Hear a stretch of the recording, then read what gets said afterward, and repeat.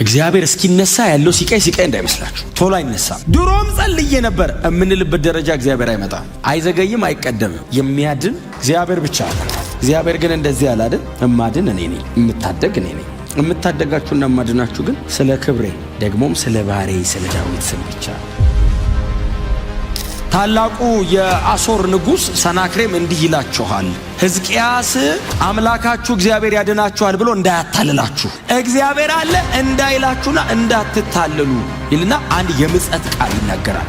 እኔ እናንተን መጥቼ ሞጎኩ እግዚአብሔር እኮ ተናግሮ ይነዋል እና እመጣለሁ ይለዋል። ለሕዝቅያስም እመጣለሁ እመጣና ይለዋል፣ አንተንም ድል አረጋለሁ፣ አገሩንም እማርካለሁ፣ አምላክህንም ድል አረጋለሁ ይለዋል። ጌታ ቢመጣስ መሬትን ለሚወዷት ሰዎች ትተነው ግንባር መሬት ነው ሰተን ፊት ጀርባ የሌለው ሀገር እንገባለን። ገንዘብ አያድንም፣ ዕውቀት አያድንም፣ ስልጣን አያድንም፣ ዘር አያድንም፣ ዝና አያድንም። የሚያድን እግዚአብሔር ብቻ ነው።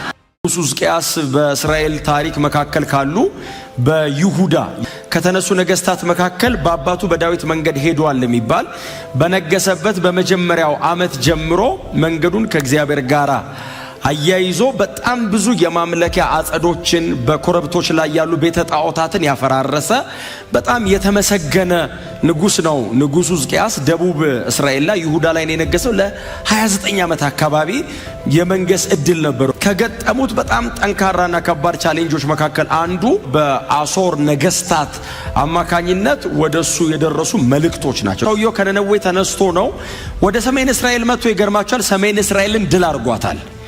ሰውየው የዋዛ እንዳይመስላችሁ፣ ሄዶ አገር ወሮ ድል ማድረግ ብቻ አይደለም የሚሰራው። ይሄዳል፣ ይወራል። አገሪቱንና የጦር ኃይሎቻቸውን ብቻ ሳይሆን ድል የሚያደርገው ቤተ ጣዖታት ውስጥ ይገባና ቤተ ጣዖት ውስጥ ያሉትን ጣዖታት ይሰባብራል።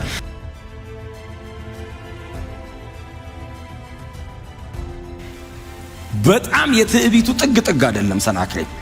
እና እመጣለሁ ይለዋል ለሕዝቅያስም፣ እመጣለሁ እመጣና ይለዋል፣ አንተንም ድል አረጋለሁ፣ አገሩንም እማርካለሁ፣ አምላክህንም ድል አረጋለሁ ይለዋል። እና እግዚአብሔርም ሲመልስ የመለሰው በኢሳይያስ በኩል ሰናክሬም መጥቶ ድል እንዳያረጋችሁ አይደለም ያለው፣ ሰድቦኛል ነው ያለው። አሁን እግዚአብሔር በጣም ያንገበገበው ጉዳይ የይሁዳ መጠበቅና አለመጠበቅ ብቻ አይደለም፣ እኔን ሰደበኛል፣ የስድቡ ቃል ወደ እኔ መጥቷል እና ሂዱና ለሰናክሬም መልእክት ንገሩልኝ ይላል እግዚአብሔር። እና ሰናክሬም መልእክተኛ ላከና መልእክተኛው የኢየሩሳሌም ደጃፍ ላይ ቆመ። ኢየሩሳሌም በር ላይ ቆመና ወደ ውስጥ ገባ ሲል አልገባም አለ። እና በዕብራይስጥ ነው የሚያወራው።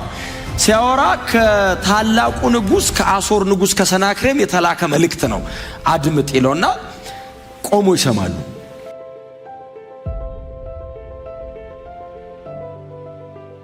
መልእክቱ እንደዚህ ነው የሚለው፣ ታላቁ የአሦር ንጉስ ሰናክሬም እንዲህ ይላችኋል፣ ሕዝቅያስ አምላካችሁ እግዚአብሔር ያድናችኋል ብሎ እንዳያታልላችሁ፣ እግዚአብሔር አለ እንዳይላችሁና እንዳትታለሉ ይልና አንድ የምጸት ቃል ይናገራል። እኔ እናንተን መጥቼ ሞጎኩ እግዚአብሔር እኮ ተናግሮኝ ነው አላቸው። እንዲህ ዝም ብዬ መጣ ይመስላችኋል? እንደ እግዚአብሔር ውጋቸው ብሎኝ ነው ብሎ አምላካቸውን ይሳደባል። በምጸት ቃል ደግሞ ሕዝቅያስ እንዳያታልላችሁ አምላካችን እግዚአብሔር ድል ይሰጠናል እንዳይላችሁ፣ እንደውም እግዚአብሔር እንደውም ልኮኝ ነው የመጣሁት፣ እንደው የምትዋጋበት አቅም ካለህና እንደ 1-2 ያክል በጣም ጥሩ ጦረኞች ካሉ እኔ 2,000 ፈረስና ሰረገላ አበድሬ አለው፣ በላይ 2,000 ጨምርና የሚዋጉ ሰዎች አዘጋጅተህ ከኔ ጋር አይደለም ያለው ከበታች ሹማምንቶች ጋር ተጋጠማለሁ። ይህንን መልእክት ለንጉሡ ሕዝቅያስ ሂዱና ንገሩት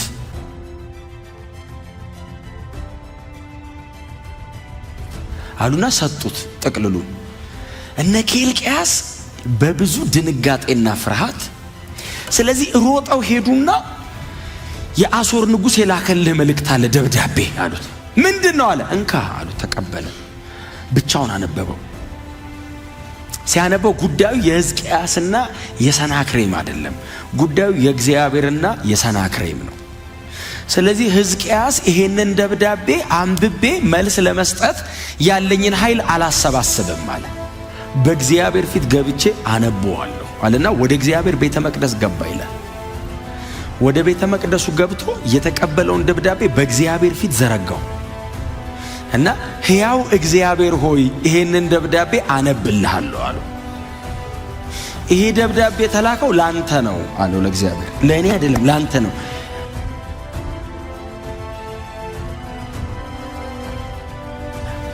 ዓይንህን ከፍተህ እይ፣ ጆሮም ከፍተህ ስማ አለው። ላንተ ነው አለው፣ ለእኔ አይደለም።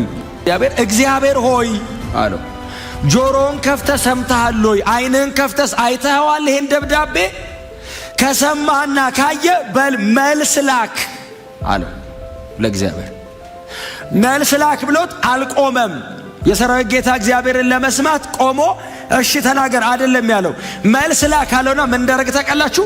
መልእክተኞቹን ጠራቸው። ከሰናክሬም የጦር ሹማምንት ደብዳቤ ይዘው የመጡትን መልእክተኞች ጠራቸውና ወደ ኢሳይያስ ሂዱና የሰራዊት ጌታ እግዚአብሔር ደግሞ ምን እንደሚል ይዛችሁ ነው። ከሰናክሬም ይዛችሁ ሊመታችኋል። አዎ ከእግዚአብሔር ደግሞ ይዛችሁ ነው አላቸው። ምስኪን መልእክተኞች ከሁለቱም ይሰማሉ። ወደ ኢሳይያስ መልእክተኛ ሲላክ ኢሳይያስ ኦልሬዲ ሕዝቅያስ ሲያነበው እግዚአብሔር ለኢሳይያስ መልስ ነግሮታል።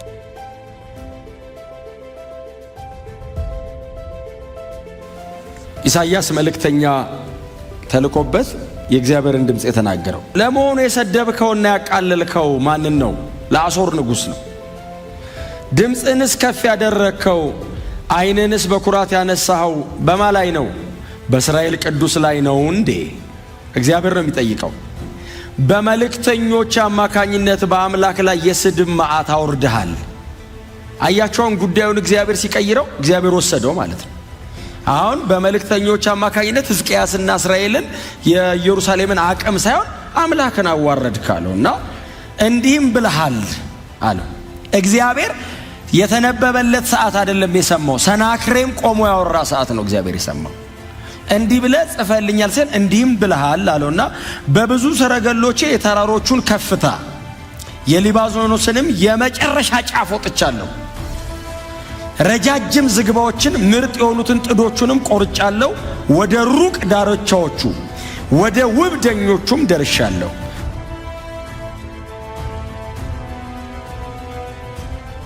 በሌሎች አገሮችም የውሃ ጉድጓድ ቆፍሬያለሁ፣ በዚያም ውሃ ጠጥቻለሁ።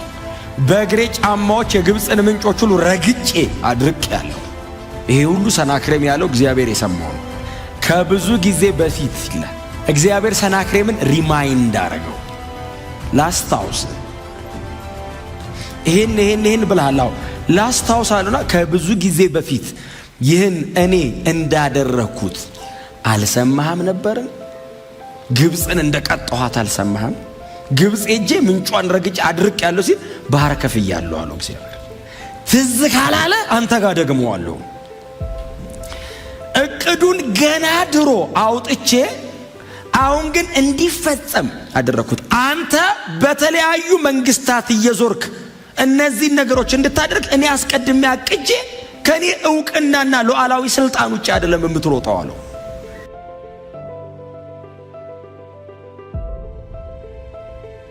አስቀድሜ ያቀድኩት አለው። የታሪክ ባለቤት እግዚአብሔር ነው። አቅጄ እንደነበር አሁንስ እንዲፈጸም እንዳደረኩ ይህን የተመሸጉትን ከተሞች አንተ የድንጋይ ክምር ማድረግ ነው አሉ። የኔ እቅድና አሁን የተፈጸመው ቀድሜ ያቀድኩትና አሁን የተፈጸመው የተመሸጉ ከተሞች ገብተ የድንጋይ ክምር ማድረግ ነው አሉ። ከዛ በኋላ እግዚአብሔርና እሱ ይነጋገራሉ። እግዚአብሔር ሕዝበ እስራኤልን ወይንም ኢየሩሳሌምን የማድንበት ምክንያቴ ስለ ራሴና ስለ ባሪያዬ ስለ ዳዊት ስል ይህችን ከተማ አድናት ዘንድ እጋርዳታለሁ አለ። ሕዝቅያስ በጸለየው እግዚአብሔር የሚጠቅሰው ዳዊትን ነው። ስለዚህ እግዚአብሔር መሲያኒክ ላይን እንዳይቆረጥ ይሁዳን እጋርዳታለሁ አለ። ስለዚህ እግዚአብሔር እየተናገረ ያለው አሁን እኔ የሚያሳስበኝ አሁን ባላችሁበት ሁኔታ እናንተን ማዳን አለማዳን ብቻ ሳይሆን መሲያኒክ ላይን አለኝ ነው እግዚአብሔር እያለ ያለው።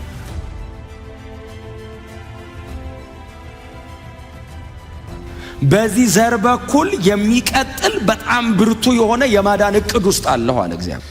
ስለዚህ እግዚአብሔር ይህንን ከተማ ለማዳን እጋርደዋለሁ አለ። እንዴት አድርጌ እንደማድን ለማንም ሰው ዲዛይኑን አልናገርም፣ ግን አድናቸዋለሁ አላቸው። አሁን ማመን የሕዝቡ ነው።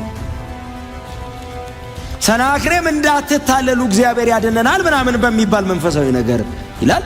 እግዚአብሔር ደግሞ አይ አድናለሁ ይላል። ከማድረጉ በፊት ተናገረ እግዚአብሔር፣ እታደጋችኋለሁ። አይመስልም? የጨለማው ጥልቀት፣ የሰናክሬም ጉልበት፣ የከተማ መውጫና መግቢያ በር ተዘጋግቷል። መሞት ወይንም ከሰናክሬም ጋር መስማማት ነው አይደል? አሁን ያለው ምርጫ ወይ ለሰናክሬም እጅ ሰጥቶ ያለውን በሙሉ አግዞ እንዲወስድ ማገዝ ነው፣ አለበለዚያ ኖ ካሉ መሞት ነው የተጋረጠው ፊታቸው። አሁን እግዚአብሔር እንደሌሎቹ አማልክት ነው ወይ ነው ሕዝቅያስ የጸለየው ጸሎት ልቤን የሚነካኝ።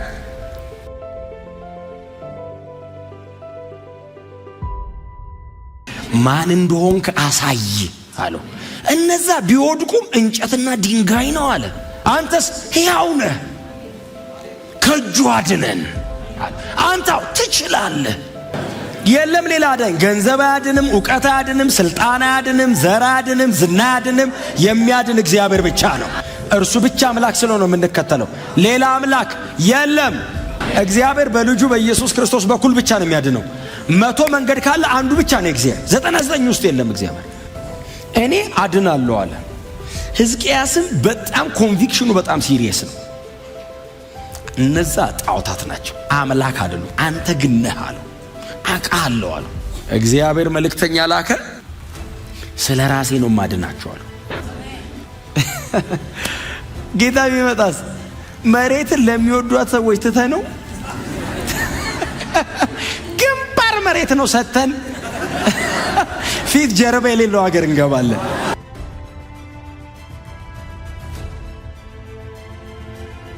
መጽሐፍ ሲናገር ከተማይቱ እኮ እንኳን መኖሪያ ቤት እንዳይመስል ቤተ መቅደስ የለውም አገሩ ይላል። አገሩ ቤተ መቅደስ የለውም። ለምን ሲሉት እግዚአብሔር በሁሉ ቦታ ይኖራልና ይላል። የትም እግዚአብሔር አለ። ሮጠ ከወደቅ የእግዚአብሔር ክብር ላይ ነው የምትወድቀው ሰማይ። ከዛ በኋላ አንብቡት እናንተ የእግዚአብሔርና የሰናክሬምን ጦርነት። እግዚአብሔር እስኪነሳ ያለው ሲቃይ እንዳይመስላችሁ፣ ቶሎ አይነሳም። ድሮም ጸልዬ ነበር የምንልበት ደረጃ እግዚአብሔር አይመጣም፣ አይዘገይም፣ አይቀደምም። የሚያድን እግዚአብሔር ብቻ። ድካማችንም አይከለክለውም። አልፎ እግዚአብሔር ይታደገናል።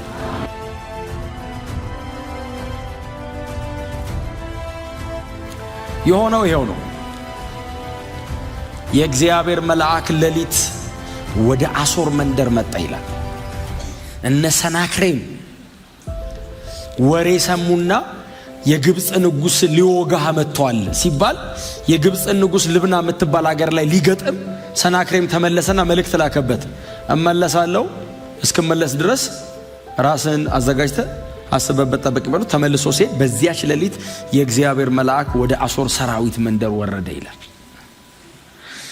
ምን አይነት መልአክ እንደሆነ በዚያች ሌሊት ይላል 185,000 የአሶርን ወታደር የእግዚአብሔር መልአክ ገደለ ይላል። ሕዝቅያስም ተኝቷል። ኢየሩሳሌም ተዘግታ ተቀምጣለች። እግዚአብሔር ማንም በሌለበት ስራውን ጨረሰ። 185,000 ወታደር አለቀ ተብሎ በኋላ ላይ ነው እነ ሕዝቅያስ ምናልባት ከረጅም ጊዜ በኋላ ነው የሚሰሙት። እግዚአብሔር ሲሰራ አልነገራቸውም፣ ሲመጣ አልነገራቸውም፣ ጨርሶ ሲሄድም አልተናገረም። እመጣለሁ አድናለሁ ብቻ ነው ያለው። ጠዋት ሲነሱ አገሩ በሙሉ ወታደሩ በሙሉ አልቆ በሬሳ ተሞልቷል ይላል። ይሄ ብቻ እንዳይመስላችሁ ንጉሡ ወደ አገሩ ተመለሰ ይላል። ወደ ነነዌ ሲመለስ ወደ አምላኩ ቤተ ጣዖት ሲገባ የገዛ ልጆቹ ገደሉት ይላል። በጣም ይገርማችሁ። አሶር ወደቀ። ዳይነስቲ እግዚአብሔር ቆርጦታል። ስርወ መንግስት ነው እግዚአብሔር የቆረጠ። አሶርን እግዚአብሔር አዋረደው። አሶርን እግዚአብሔር ፈጽሞ መታው። እግዚአብሔር ግን እንደዚህ ያለ አይደል? እማድን እኔ ነኝ፣ እምታደግ እኔ ነኝ። እምታደጋችሁና እማድናችሁ ግን ስለ ክብሬ ደግሞም ስለ ባሬ ስለ ዳዊት ስል ብቻ ነው። ከመጀመሪያው ዘመን ጀምሮ እስከ መጨረሻው ከዚህም በኋላ እስካለንበት ከኔና ከናንተም በኋላ እስከሚመጣው ትውልድ ድረስ እግዚአብሔር የሚያድነው መሲያኒክ በሆነው መንገድ ነው። የእግዚአብሔር ማዳን ያለው በዚህ መስመር ውስጥ። እግዚአብሔር ለክብሩ ምስጋና እንዲሆን ያድነናል። እግዚአብሔር በልጁ በክርስቶስ ኢየሱስ በኩል በጀመረው መስመር ብቻ ያድነናል። አሁን ከገባችሁበት በዚህ ሰዓት ምናልባት ቻሌንጅ እየተደረጋችሁ ካላችሁበት ከየትኛውም ሁኔታችሁ ውስጥም እግዚአብሔር ካዳናችሁ የሚያድናችሁ በክርስቶስ ኢየሱስ በኩል። ምናልባት ሌላ መዳኛ መንገድ ያለ የሚመስላችሁ ሰዎች ካላችሁ አትታለሉ።